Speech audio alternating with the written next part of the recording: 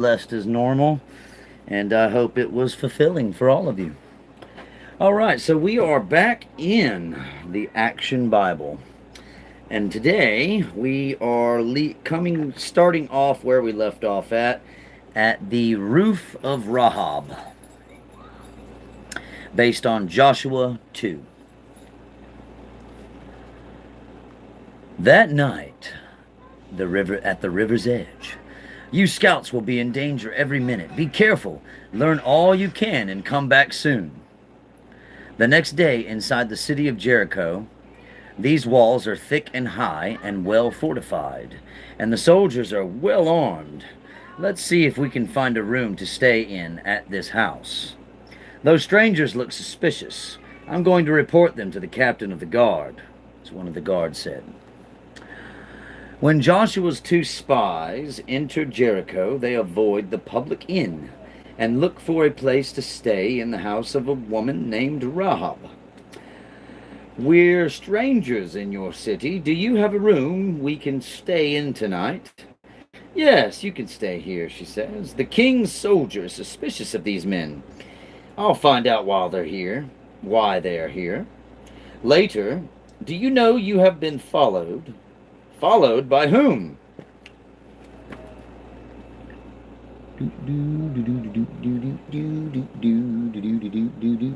All right, moving on to the next page. Here we go. I hear footsteps. Quick, I'll hide you on the roof. We saw two men near your house. Where are they? Two men? We're looking for a room for the night. But they left just before the gates of the city were closed. If you hurry, you might catch them. The soldiers have gone, but they have left someone to watch the house. How can we escape? I know God will help you, Israelites. Take Jericho.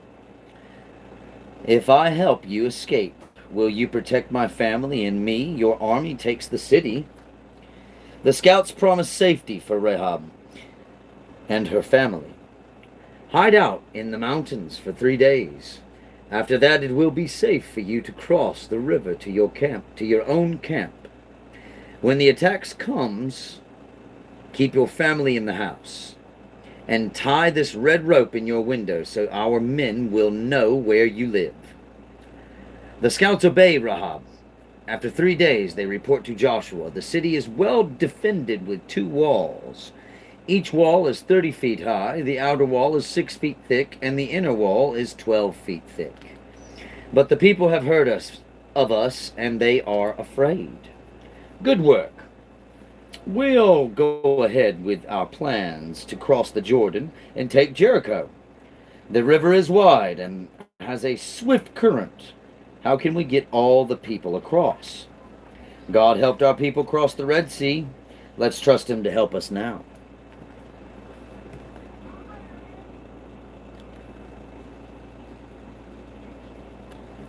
Hello. How's everybody doing? We are reading the Action Bible. We're actually in part 5, unfortunately. So if you're interested, you are more than welcome to go back into our reading and start from the beginning if you would like. It's a pleasure to see everybody. All right, entering the Promised Land, based on Joshua 3:4. Carry the ark of the Lord into the river. As the priests obey, the Jordan suddenly stops flowing. Stand here with the ark until everyone has crossed over.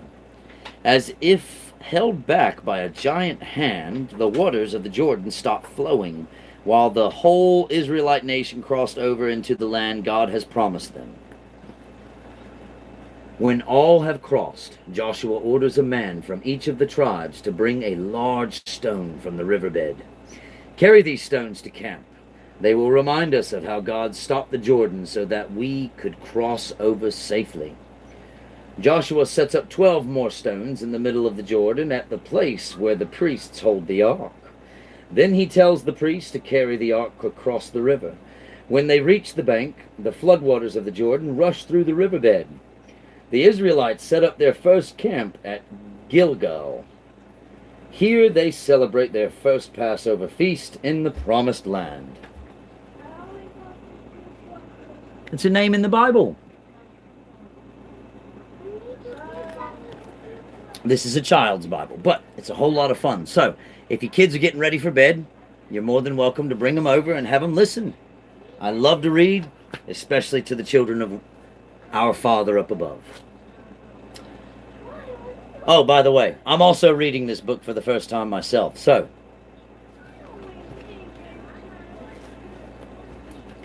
in the Promised Land, the Israelites find fruit and grain. Look, food enough for everyone. Thank God. This is a wonderful place. Now that the people can find food for themselves, God no longer sends the manna he has sent for 40 years. The walls of Jericho based on Joshua 5:6. While the rest of the camp enjoys the new land, Joshua scouts the area in preparation for the attack on Jericho. Suddenly he looks up and sees a man with a sword. Is he going to try to off me? He thinks. But Joshua is no coward. Bravely he faces the stranger. Are you friend or enemy? Neither. I am the captain of the Lord's army. What is it you want to tell me? First, take off your shoes, for the place where you are standing is holy ground. Joshua obeys. Here is what you have to do to conquer the city of Jericho. When the angel leaves, Joshua returns to camp and calls the priests together. I want the ark carried around the walls of Jericho. 7 priests with trumpets will march ahead of it. Once a day, for 6 days in a row, Joshua marches the Israelites around the city of Jericho. From her house on the wall, Rahab watches anxiously. The Israelites show no sign of attacking us, yet the city is breathless with fear. Here you go. Page after page. Thank you. I appreciate that. I made it to the 10 Commandments. It took 2 hours to get there on my live. Tell me about it. These books are long, man. I'm right there with you. But these stories are so exciting, though. Like, I don't know. I feel like a kid reading this book. I don't know about you, but... And in the guard tower, Jericho's soldiers grow tense. What are they trying to do? Work an evil charm on us? Whatever it is, it's working. Our soldiers are scared.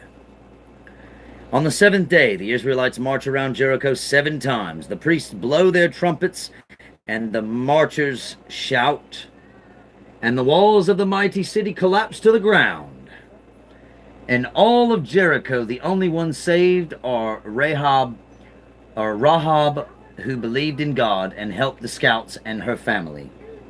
The Israelite soldiers searched the city for iron, brass, silver, and gold for the tent of meeting treasury. Look at this beautiful robe. Forget it, Joshua said. We can't keep anything for ourselves. Why should I fight and not take something? I'll hide something and no one will know. After the victory of Jericho, Joshua calls some of the scouts to him. Here's the city of... You gotta be kidding me. There was a city called Ai. It guards the approach of our future campaigns. We must find out how strong the city is before we attack. We'll scout it out the way we did Jericho.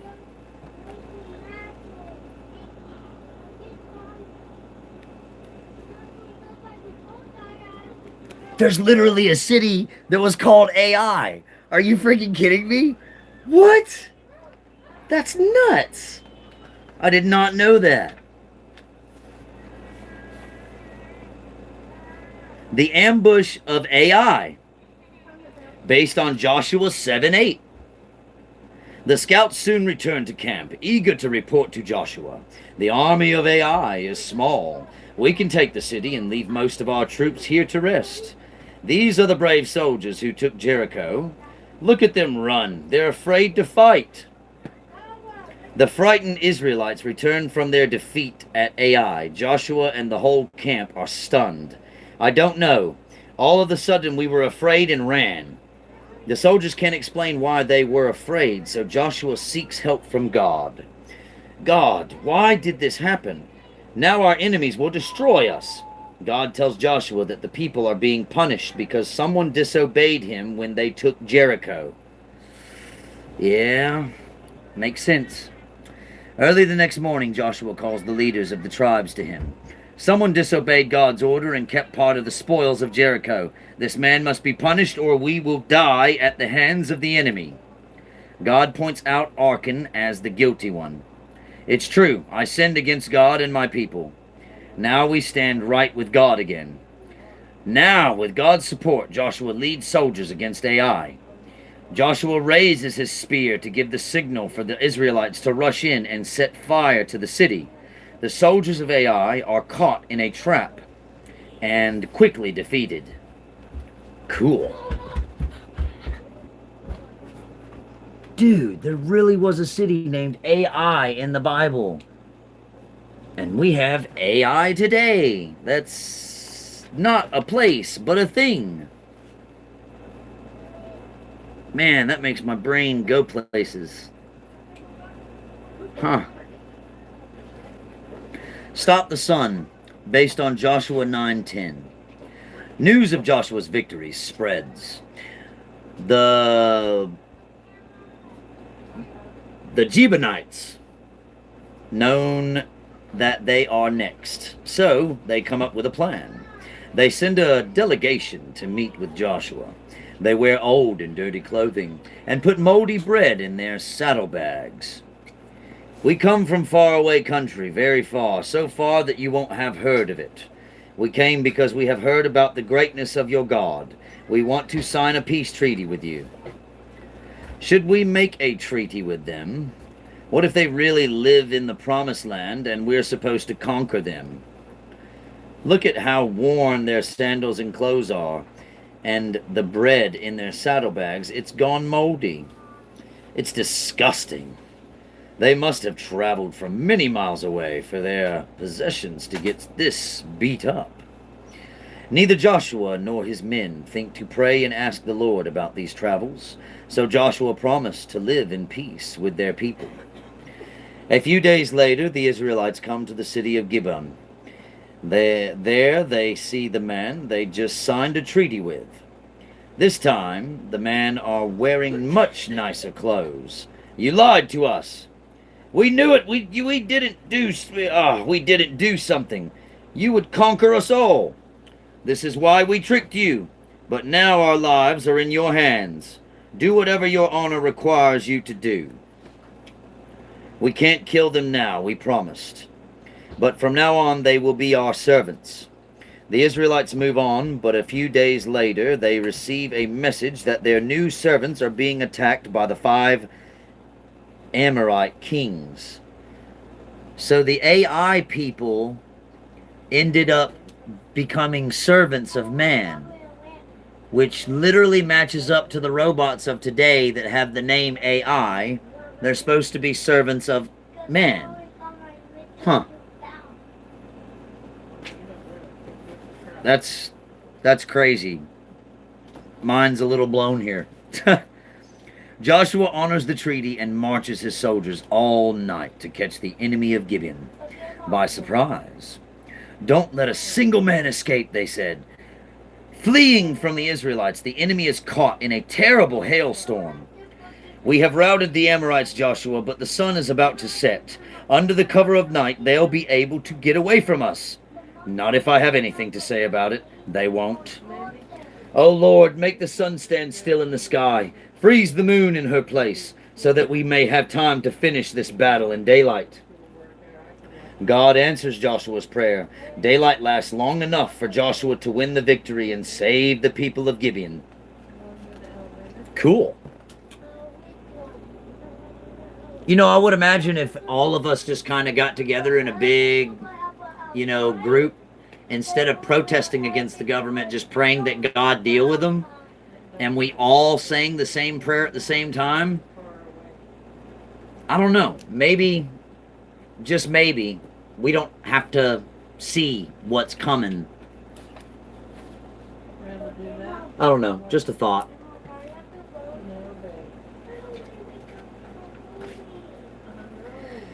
A division problem based on Joshua 11:1, 24 through 18. Under Joshua, the Israelites conquer all the cities of southern Canaan. Then they go back to their camp at Gilgal.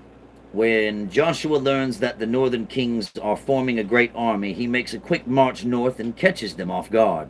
His lightning attack throws the enemy into panic. What's happening? I thought we weren't fighting until tomorrow. With quick, decisive blows, Joshua takes the camp. Some of the enemy try to escape, but Israelite soldiers follow in close pursuit. The fighting lasts throughout the day, but by nightfall the enemy is in Joshua's hands. When the war is over, the Israelites rejoice and give thanks to God for their victories. I guess we should be doing that every day, guys. Give the glory to the Father by the end of your day, just because we're supposed to. Plus, I would imagine that, Father does love to hear our stories. We have won much of the land God promised us. It's time for us to divide it among the tribes. Caleb, Joshua's friend, speaks first. Because I was one of the scouts who was not afraid to take Canaan 45 years ago, God promised that someday I could have the land I saw. Give me the land around Mount Hebron, and I'll drive off the giants who live there and make it my home. Your wish is granted, Caleb, and may God bless you. Some years after the people are settled in their new homeland, Joshua again calls the tribal leaders to him. I am old and don't have much time left. Let me remind you of all that God has done for you. Choose this day who you will serve. Will it be God or false idols? We will serve the Lord, our God, and we will obey his voice. You know with all your heart and soul that not one of all the good promises the Lord your God gave you has failed. Every promise has been fulfilled. Not one has failed. Yeah, I'd have to say that's true. 100%. Every promise that the Lord has made to us has 100% come true. If some of you don't play with social media enough to know this, if you do a little research, you'd find out that we've already gone through 6 plagues. And the 7th one is ending soon, which was the fire and hail, by the way, which turned out to be snow for God's people, and then it turned out to be hail for all of the other people that think that they're better than you and they're on a pedestal. So, God's definitely kept his promise, one way or the other. But that also gives you the idea that, hey, that means that we're going to the 8th plague next, which is the locust with the scorpion tails. If you haven't done your research, I highly recommend you jump back into, YouTube and try to find this information before it's completely gone. Because right now we're in the age of truth and grace. You are going to be able to find the truth at the moment. But once this next plague takes place, I don't know what to tell you. I can't tell you the future that hasn't been told to me.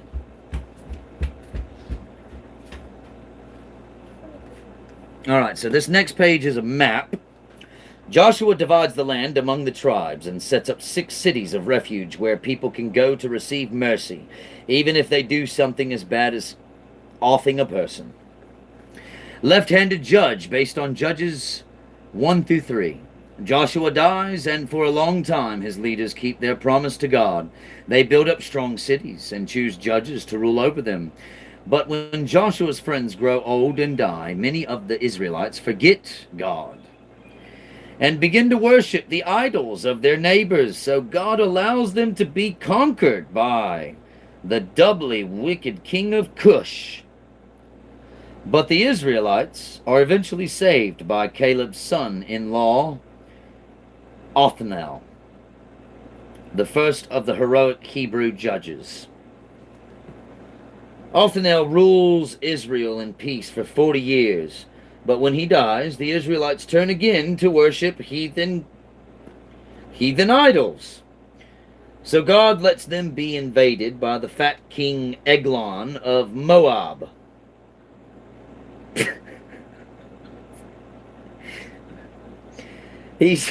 He sets up his capital in Jericho. The city god cursed.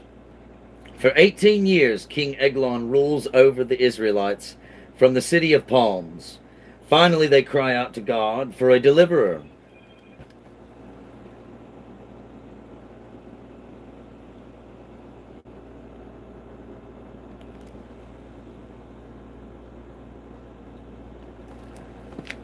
The man bun says it all. I pray God opens their hearts and forgives them. Of course, we all want that. I think my favorite one is, Father, please forgive them, for they do not know what they do. That's my favorite one to say, whether I say it out loud or in my head. God hears the Israelites' prayers and raises up a deliverer from the tribe of Benjamin, a tribe known for being left-handed. When King Eglon demands tribute from the Benjamites, a man named Ehud steps forward. Let me deliver the gold to this tyrant. Hopefully they won't search me for a weapon. In Eglon's throne room, Ehud delivers the Benjamites gold and turns to leave. Oh, wait. I almost forgot. God has a message for you. But it's a secret. I have to tell you privately. Everybody out. But first make sure he doesn't have a weapon. Search him. The guards search the left side of his body for a weapon, but they don't search his other side, never suspecting he might be left-handed. After the guards leave, Ehud approaches Eglon on the throne. This is God's message to you. Ehud stabs King Eglon in the belly, but Eglon is so fat that Ehud can't pull his sword back out. I'm sorry, I'm trying not to laugh.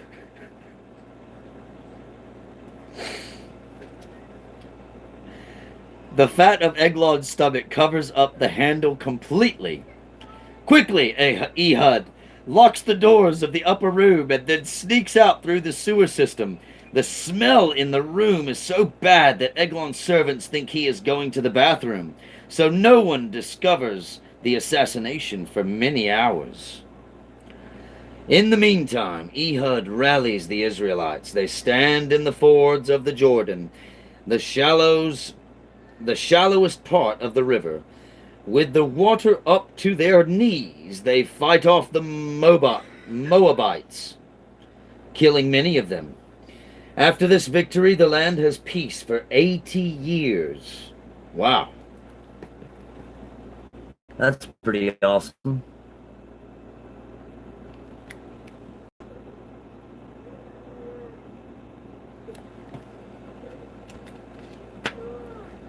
All right, the Song of Deborah, based on Judges 4:5. Again, the Israelites forget all that God has done for them and turn to worship the idols of their neighbors. Soon they become so weak and afraid they can't even protect their own fields from Canaanite raiders. Stop! That's my grain! It's ours now! What are you going to do about it? Years ago, our great leader Joshua conquered the Canaanites. Now they are conquering us. What's the matter with our leaders? We'll starve if King Jabin's men keep stealing our grain. The Canaanites raid one field after another. Finally, the Israelites' farmers have a meeting. We have to do something to stop these Canaanites. Let's go see Deborah, the prophetess and judge. The angry farmers take their story to Deborah, who holds court under a palm tree in Ephraim. What can we do? The Canaanites are stealing all of our food. Take a message to Captain Barak in the north country. Tell him to come at once. Does she mean war? We don't have a chance against the Canaanites. They have 900 iron chariots, and we only have a few crude weapons. A few days later, Barak, this is a plan God gave me. Take 10,000 men to Mount Tabor. When King Jabin hears of this, he will order his army under Sisera to come out and destroy us. But with God's help, you will defeat them. I'll lead the army, but only if you'll go with us. God speaks through you, and if you are there, I know God will help us.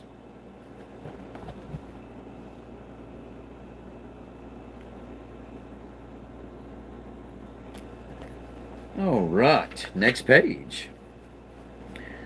I am sorry that you lack the faith to lead by yourself. Very well, I will go with you. But since you need a woman to help you fight your battles, a woman will win your battle for you as well. Hey, there you go. There's one for the women. After a quick march, the Israelites reach Mount Tabor. Deborah's prophecy comes true. The Canaanites' army comes to meet them. Have faith. This is the day the Lord will deliver us. Deborah gives the signal, and Barak charges down the mountain, leading his troops. Above the lightning flashes, the cloudburst turns the plain into a sea of mud. The iron chariots of the Canaanites sink into the mere. Trapped they are at the mercy of the Israelites, who attacked with speed and courage. To the river! The Canaanites try to retreat, but the Kishon River is already overflowing its banks, and the Canaanites who try to swim to safety sink under the weight of their heavy armor. Sisera tries to escape. On the way, he stops to rest in a tent that he thinks is friendly, but the woman who lives there, Jael, is loyal to Israel and kills Sisera while he is asleep. When Deborah learns that Canaanites have been defeated, she sings a song of victory. In the heavens, even the stars fight for the Lord. May all the Lord's enemies perish, and may those who love the Lord be like the sun shining in all its might. Okay, I would sing that, but I don't necessarily know how to make that, yeah, sorry. The people rejoice and sing praises too. And for 40 years there is peace in Israel. Families work in their fields and harvest their crops, but in time they again forget God and find themselves in more trouble than ever before. This seems to be a repetitive process, quite a bit. This idol thing seems to be a big problem. Hello, I see you too. Yes, of course I remember you.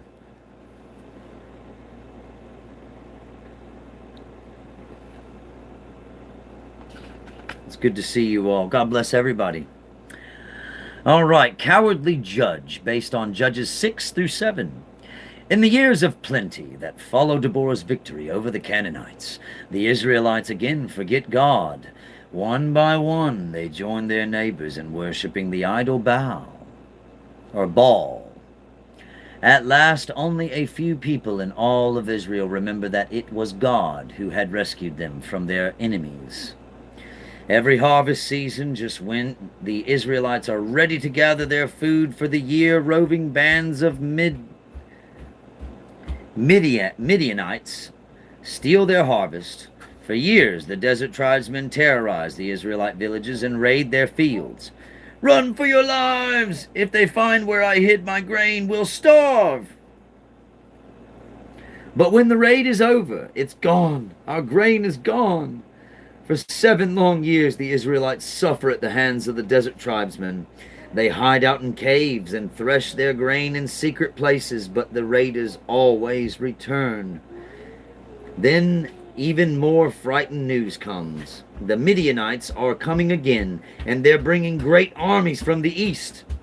Like grasshoppers, the enemy swarms over the Israelite fields, stealing grain, cattle, and sheep. One day a young Israelite is secretly threshing his grain when a stranger appears before him. Who are you? What do you want?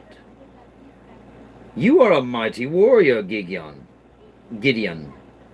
God has chosen you to save his people.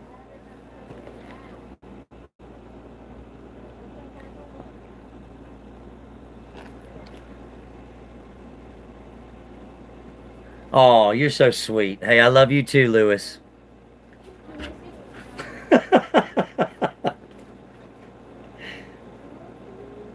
Me?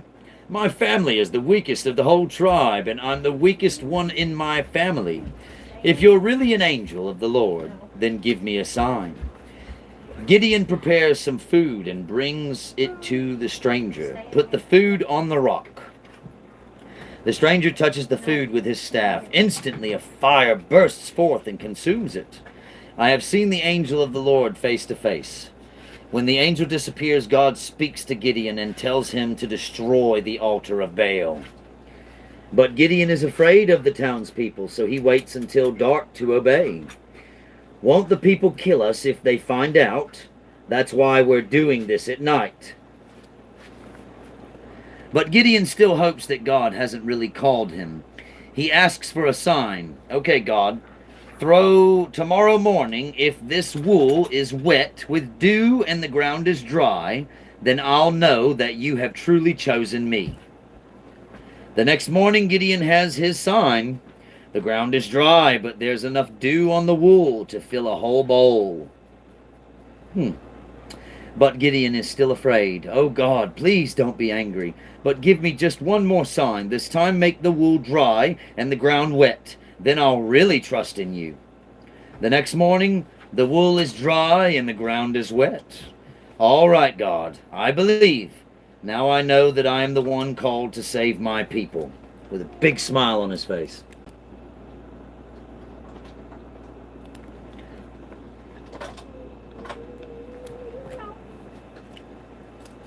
You know, that kind of reminds me of today's time. Everybody's scared of the government, but yet they're nobody but you, just like you and me. You know? We are the people. We are the ones that pay their bills. We are the ones that run everything that has to do with this entire world. Why do we let them control us like that? They tell us, they steal all the farmland. They've done all these things, and we just sit back in our comfort and ease and let it happen. I would imagine it's about time that we need to stand up and start speaking for ourselves again. Anyway, back to the story. Gideon calls the leaders of Israel together. With God's help, we can drive the Midianites from our land. Are you with me? Yes. Yes. It's got a whole group of people in this picture, and they're all saying yes. They're all down for it. With an army of 32,000 soldiers, Gideon marches to the hills surrounding the Midianite camp. What a camp! Their camels outnumber the sand on the shore. Don't worry, with 32,000 men, we have a good chance against them. But God gives Gideon more instructions. God has said that if any of you is afraid to fight, you may leave now and go home. Most of his army disbands. About 10,000 men remain. Yeah, well, that sounds about right. But God wants it to be clear that victory comes from God, not the strength of Gideon's army. He makes Gideon weed out his army once again. When the men stop to drink from a brook, anyone who kneels down to drink is sent home. How can I win a battle with so few soldiers, he says. Only 300 men are left out of Gideon's original army of 32,000. Now the Israelites know beyond all doubt that only with God's help can they defeat the enemy. Hide your torches in these pitches. Spread out on 3 sides of the camp. Wait until nightfall. Then listen for my signal on the trumpet. We are ready. At Gideon's signal, the men blow their trumpets, smash their pitches, wave their torches, and give the battle cry. The sword of the Lord and of Gideon. The stillness of the night is suddenly broken by the blare of 300 trumpets and the crash of broken pitchers. Startled from their sleep, the Midianites rush out to find their camp ablaze with flame torches. Though they are only 300, the Israelites torched horns and shouts threw the Midianites into a panic. They lash out with their swords, striking each other down. Within minutes, they've killed more of their own men than Gideon ever could with his original army. The Lord has demonstrated his might once again.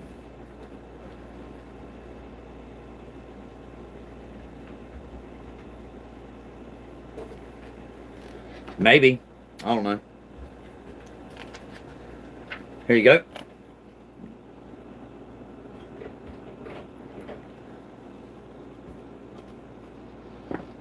I think that all these stories are real because it's all based off of the Bible and it's put into a kid form, so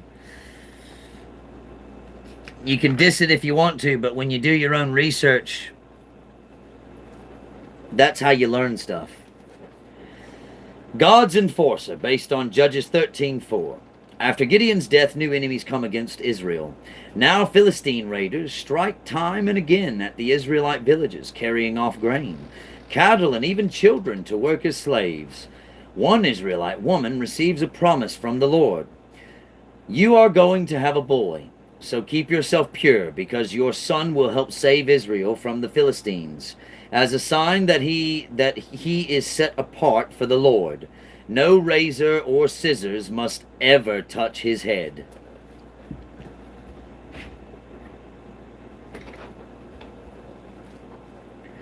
A man came and told me that we're going to have a boy, and he will be a hero for God. You're feverish.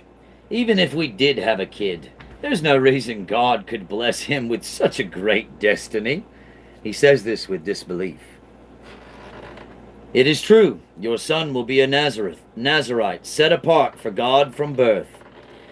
And he must never cut his hair, for that will be the symbol of his holiness. What is your name, great one? My name doesn't matter, only the name of our awesome Lord. Then we shall sacrifice a goat as thanks to the Lord, as they light a small fire for their sacrifice. We have seen God. The Lord will surely fulfill his promise to us. But to his parents' dismay, as their son Samson grows up, he doesn't act like someone destined to be God's hero. An irresponsible young man, he disobeys many of the Lord's commands, except for one about cutting his hair.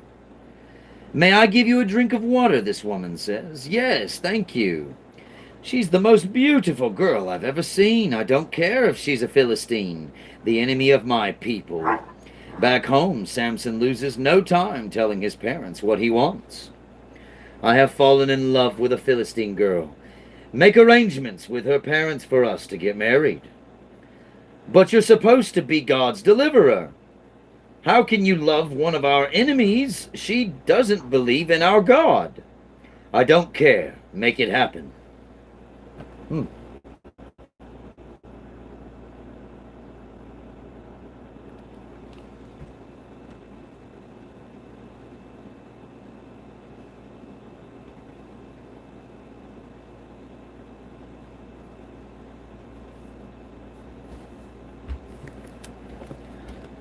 All right, here we go. I'm trying to keep up with your comments as well, but unfortunately, I'm trying to read to you. All right. On his way to visit his new fiancée, Samson is suddenly attacked by a lion. Grr, the lion says. Well, you know how the lion sounds like. At the moment, the Spirit of the Lord gives Samson great power, and he rips the lion apart with his bare hands. As the lion roars, the Lord has given me great strength. Nobody better mess with me now. Finally, the time for the wedding comes. Samson walks by the spot of his battle with the lion and sees its body still there. Bees have made honey in the lion's carcass. Samson scoops some of the honey and tastes it. It's good, ha! I'm eating food out of the animal I wanted to eat. I'm eating food out of the animal that wanted to eat me for food. In Timnah, several Philistines greet Samson. I am your best man, and I have brought 29 of my friends to be your guests. Thanks. Hey, I've got an idea. If any of you can guess my riddle, I'll give each of you a shirt and a nice robe. If you can't, each of you has to give me a shirt and a robe. At least one of us should be able to figure out this stupid Israelite's riddle. It's a bet. Out of the eater, something to eat. Out of the strong, something sweet. You must guess the answer within the 7 days of my wedding feast. But as the week goes by, neither the best man nor any of his friends can guess Samson's riddle. What will we do? I can't afford to give him a shirt and a robe. Neither can I. We'll have to get the answer from his bride after all. She is a Philistine. We didn't come here to get robbed by your future husband. Get the answer from Samson, or we'll set fire to your father's house with you in it. Ooh. I will. Just give me time. That evening, if I'm going to be your wife, we shouldn't have secrets. Tell me the answer to your riddle. Not even my father and mother know the answer. Why should I tell you? But she cries every day, and on the last day of the feast, you hate me.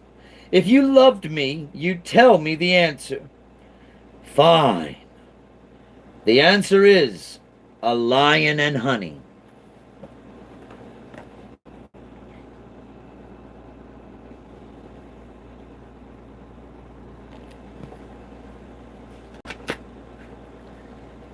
A few minutes later, she slips away. I have the answer. Tell us, and you'll save your life. At the feast, we've come to collect our wager. The answer to your riddle is a lion and honey. After all, what is sweeter than honey, and what is stronger than a lion? We'd like our 30 robes, please. You cheated. My bride must have told you. I may have lost this bet, but your people will be the ones to pay. Samson is furious. He storms out of his own wedding feast and enters another city. Ah! Enough Philistines to pay my debt, and all of them handsomely dressed too. With his great strength, Samson strikes down a group of enemy Philistines. 23, 25, 24, 25. Still in a rage, Samson returns to the wedding feast. Here, the debt is paid, and by the lives of your own countrymen. Wow.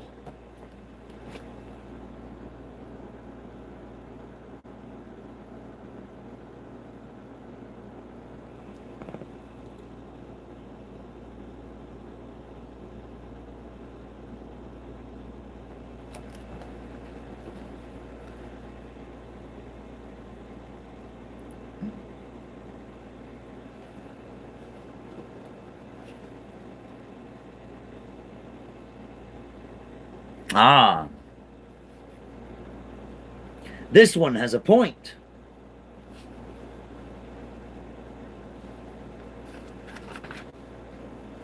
But it is okay.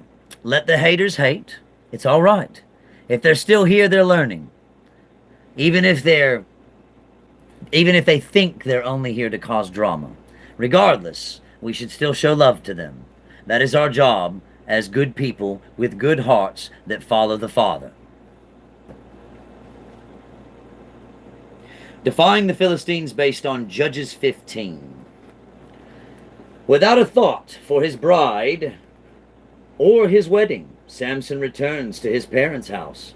But as his anger cools, he thinks of his wife waiting for him. I guess it really wasn't her fault. They forced her to tell the answer. I'll go talk to her. In the Philistine city, he goes straight to the home of his wife's father. I've come to see my wife. Your wife? We thought you hated her. She married your best man. Oh. Here is her younger sister. She's even more beautiful. Do you want to marry her? No. I should have known better than to trust a Philistine. Whatever I do now, it's your fault. On the way home, Samson goes through fields rich with ripened grain, fields and vineyards stolen from thy people. I know how I can make the Philistines sorry for stealing my wife. In no time, Samson sets foxes racing through the fields and vineyards with flame torches tied to their tails. In a matter of minutes, the whole countryside is ablaze. Wow. Talk about genius ideas in the past.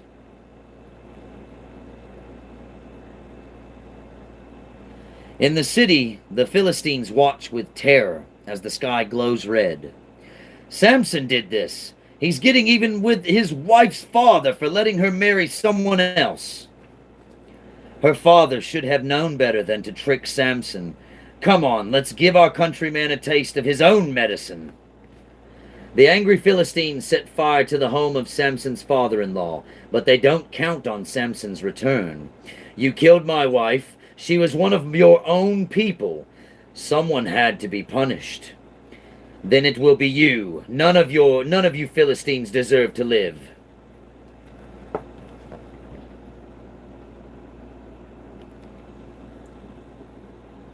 Okay, guys, remember, these stories were before Jesus, so, you know, in our world, violence is not okay unless it is survival mode only.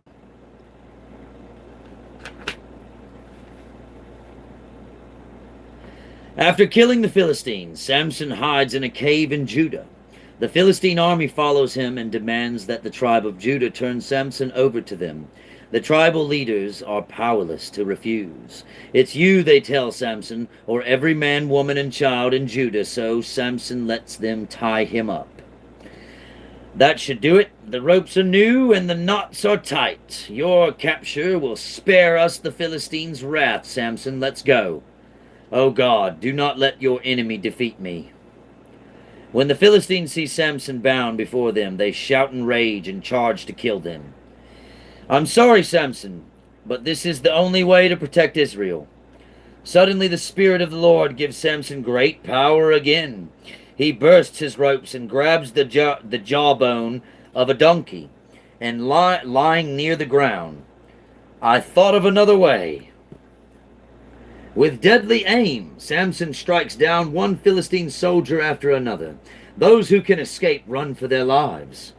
When he is done, 1,000 Philistines lie dead around him. Wow.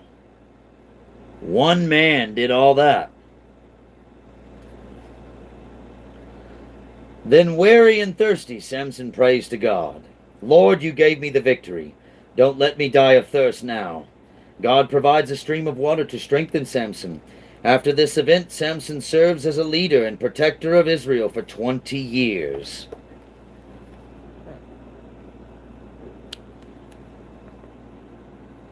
Wow. A bad haircut, based on Judges 16:1 through 20. One evening, Samson visits the Philistine city of Gaza. What is your business in Gaza? I have come to see a friend. I just saw Samson entering a house down the street. How did he get in? Samson? I didn't recognize him. Never mind, close the gate and we'll trap him in the city. Call out all gods. Samson will never leave Gaza alive. The Philistines call out all the gods and lie in wait for Samson. I've never seen Samson. What is he like? Oh, he's like anyone else, if you don't count the fact that he has hair like thick vines and the strength of 100 men. At midnight, Samson walks down the street and toward the gate. Lots of guards on duty tonight. They're probably not here to help me through the gate, so I'll help myself. Stop him! Don't let him get away! And he just goes right through it like it's nothing. This guy is literally the Hulk.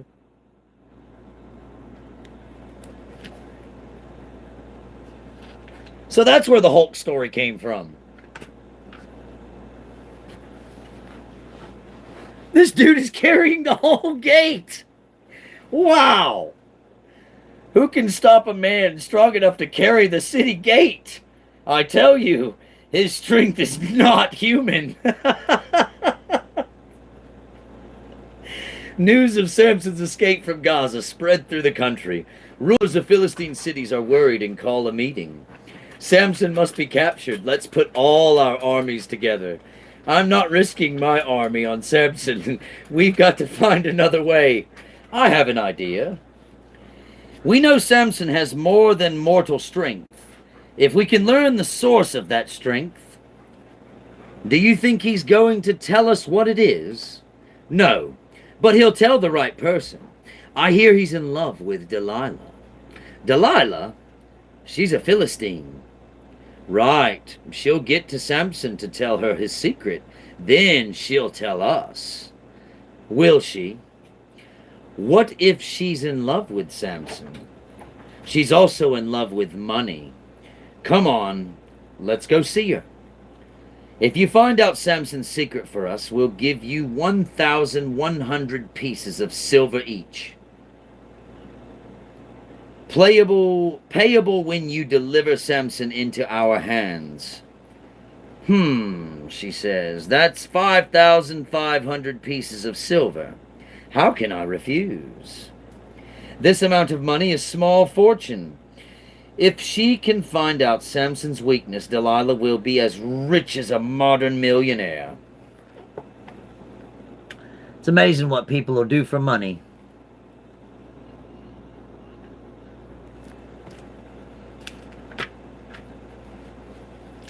For 5,500 pieces of silver, Delilah is willing to pretend she loves Samson.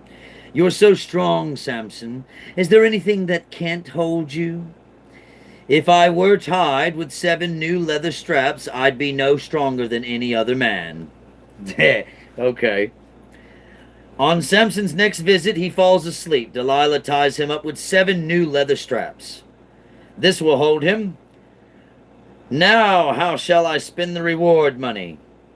Samson, wake up! The Philistines are here. Samson tricked me. Why did you tie me up? To test if you were just teasing me? I wanted to see if you were telling me the truth. Delilah keeps trying to learn the secret of Samson's strength. She binds him to different ways, but each time he breaks free at last. You don't love me. If you did, you would tell me your true weakness. Don't cry. I'll tell you my secret. When I was dedicated to God, a promise was made never to cut my hair. If I break that promise, God will take away my strength. I'll be as weak as any other old man. At last, Delilah has the real secret. She calls the Philistines, and they plan to trap Samson at night.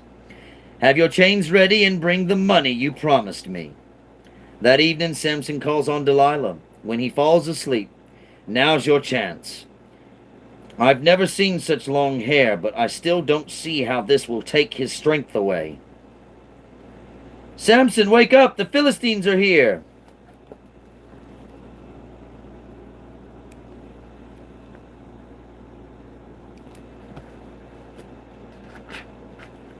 Samson wakes up ready to defend himself, but... My hair! It's gone! I have broken my promise, and now God has taken away my strength. You broke the leather straps, but let's see if you can break our chains now. Samson's strength is gone. Chained and under heavy guard, he is taken away. What will they do to him? Put out his eyes and throw him into prison. Our troubles with Samson are over. Here's your money, Delilah. You've earned it. 5,500 pieces of silver. All mine, she says. While Delilah counts her money, Samson is led through the streets of Gaza, a captive in chains. Ha! The mighty judge of Israel is weakling now. Bringing down the house, based on Judges 16:21-30. The Philistines carry out their threat to blind Samson. Then they chain him to a grindstone and make him grind grain in the prison at Gaza. But untouched by his captors, his hair begins to grow. Oh God, give me one more chance to free my people from the slavery of these Philistines. Outside the prison walls, the Philistines prepare for a great festival to Dagon, their god. Bring your gifts to Dagon, who delivered Samson into our hands. During the feast, what can we do to please the crowd? I have it. Bring Samson out and let the people have their fun with him.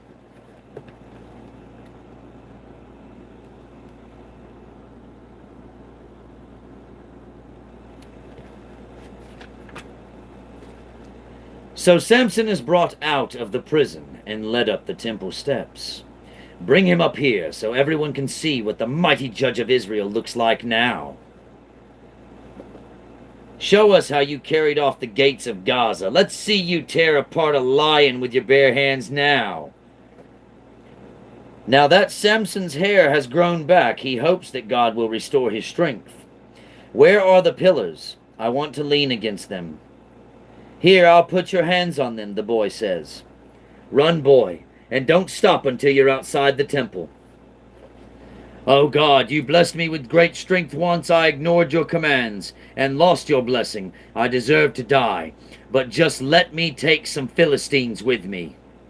Using all his strength, Samson pushed against the pillars, and the giant temple to the heathen god Dagon crashes to the ground. Crushed beneath it are thousands of Philistines who had made slaves of Samson's people. Samson had great strength but a weak character, yet God used him to help Israel anyway. Now God wants to show that he can also use someone who is physically helpless but noble and faithful.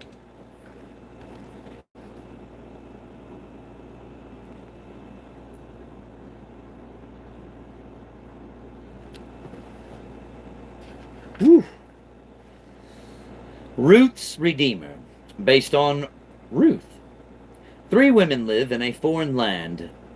Naomi, an Israelite, and her daughters-in-law, Ruth and Orpah, both Moabites.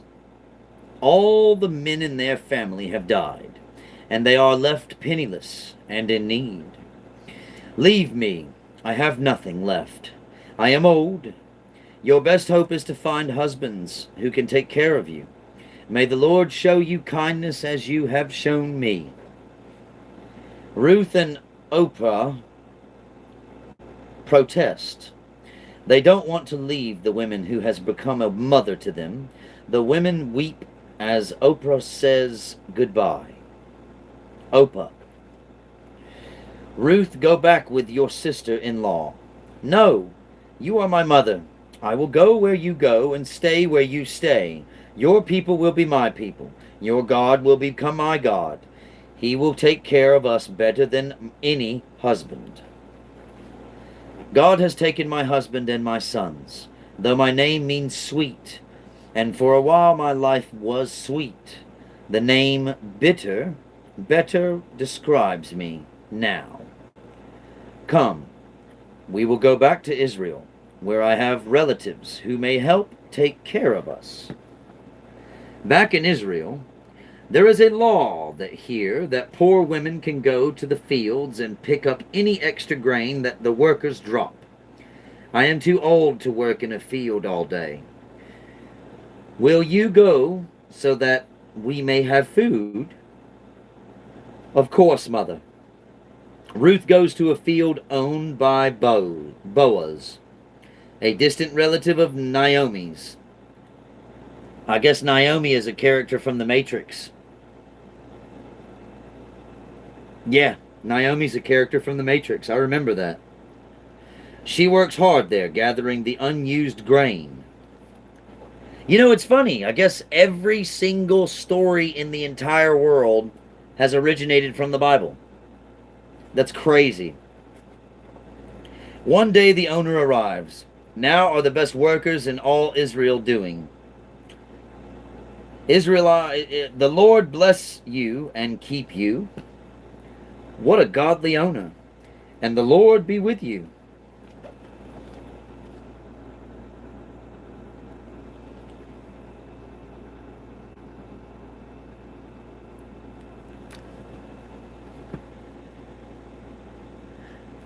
Hey, listen, don't be hating on the guy now. I mean, I'm loving what Jimmy's talking here. He's spitting out some wonderful, wonderful things. That is pure love coming out of this man's mouth. 100%. Do you have the capability of loving someone the way that he is? Because he doesn't know any of you.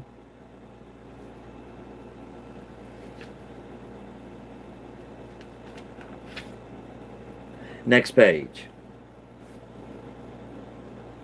Boaz questions his foreman about progress on his fields. And are you taking care of the poor women? Yes.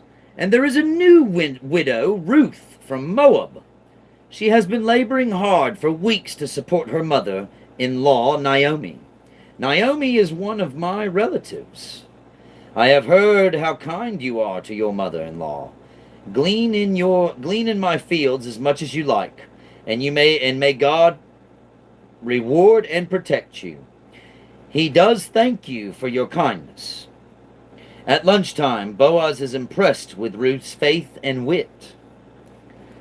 When the meal is over and Ruth has gone back to work, drop some grain on purpose for her to pick up. Make sure no harm comes to her. Don't worry, Boaz. She will be safe and she'll find all the grain she needs. That's sweet.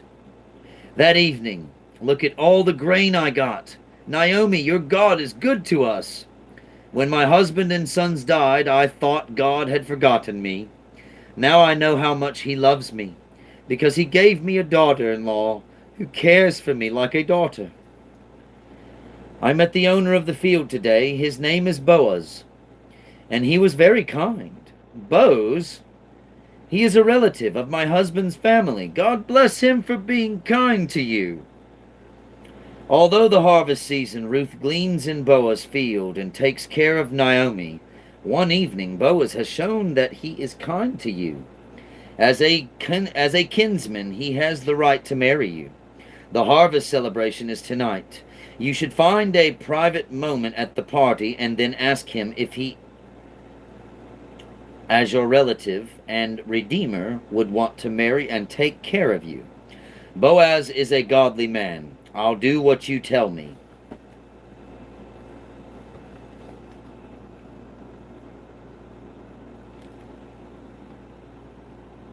All right, we're almost there, guys.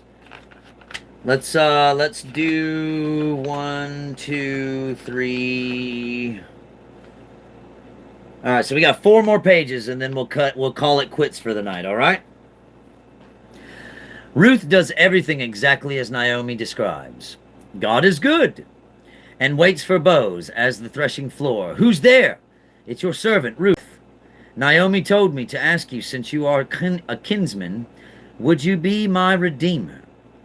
Would you marry me? Wow. Okay, that's flipping the script right there, guys. The woman asked the man to marry her. Oh, yeah. You are too kind to me, Ruth. There is a man I must speak to before we can marry. Boaz protects Ruth until they can make their union official.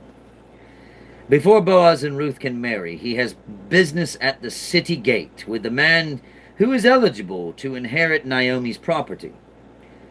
You have the right to the land that belongs to Naomi's husband and to Ruth.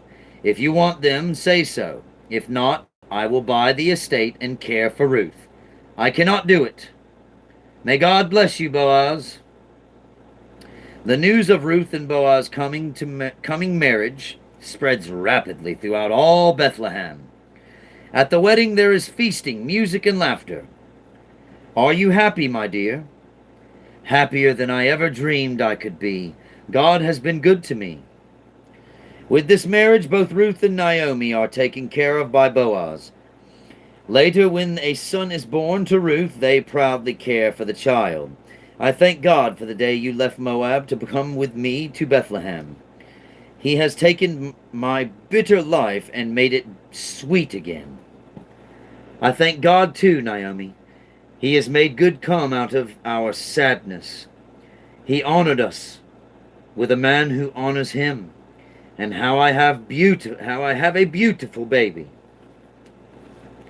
My son is named Obed, which means servant. And my prayer is that Obed will serve God and his people. Ruth's prayer comes true, for her son will become the grandfather of David, Israel's greatest king, who will free his people from their enemy.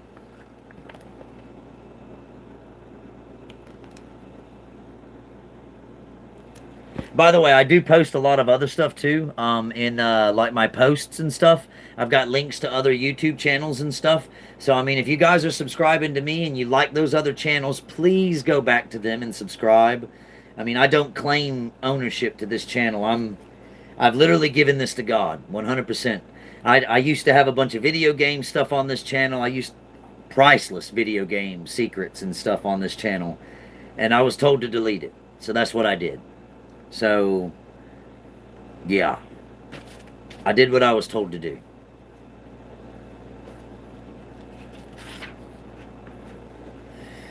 Wake up call, based on 1 Samuel 1 through 3. In the hundreds of years since the Israelites settled in the promised land of Canaan, they often turned from God to worship heathen idols. As a result, their priests have become corrupt, and the people are dominated by their enemies. The Philistines, the priests, no longer serve God's people with merciful hearts. At the Lord's house in Shiloh, Eli, the high priest, watches the faithful come to worship. Elkanah has given both of his wives portions of meat for the sacrifice as an act of kindness. He gives Hannah twice as much because he loves her, and she isn't able to have any children. Will God give you a son this year? He seems to have forgotten you. Why does Peninnah always provoke me? Hannah, why are you so sad? Does my love matter to you? Why are her lips moving? She's not saying anything. She must be drunk. Angrily, he accuses her. No, I'm not drunk. I'm unhappy, and in my sorrow I poured out my heart to God, asking him to help me. I am sorry for my hasty judgment. Go in peace, Hannah. May God grant you what you've prayed for. O Lord Almighty, if you will have pity on my misery and give me a son, I will dedicate him to you for all his days.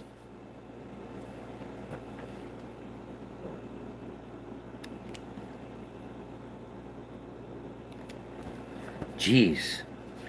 I don't know, that's like 3 or 4 stories already that literally they went from praising God right back to idols, praising God right back to idols. Jeez, it's like literally a never-ending cycle of history repeating itself. God does answer Hannah's prayer. When her little boy is old enough, she brings him to Eli. When I asked God for a son, I promised that he would serve the Lord all his life. So I have brought him here to be trained in God's house. His name is Samuel. God bless you, Hannah. I will teach your son to be a servant of the Lord. There is no one holy like the Lord. There is no one besides you. There is no rock like our God. Samuel stays with Eli and eagerly learns how to serve God. Each year with Hannah and her husband come to worship, she brings Samuel a new coat. It's just like a priest's robe. Thank you, Mother. Old Eli is proud of Samuel. As Samuel works in the temple, she grows his devotion to God. Unlike Eli's 2 sons, who sin against God and cheat the people even though they're priests. One night Samuel hears a voice while he sleeps. Samuel. Samuel rushes to Eli. Here I am, you called me. I did not call you. Go back to bed. Samuel. Samuel rushes to Eli again. Eli, I am here. You called me. I did not call you. Go back to bed. The Lord calls Samuel a 3rd time. Again he rushes to Eli's side. I am here. You called me. Go back to bed. And when he calls you again, ask him to speak and tell him you are listening. Samuel returns to his mat to sleep. Samuel. Samuel. Speak. I am your servant, and I am listening.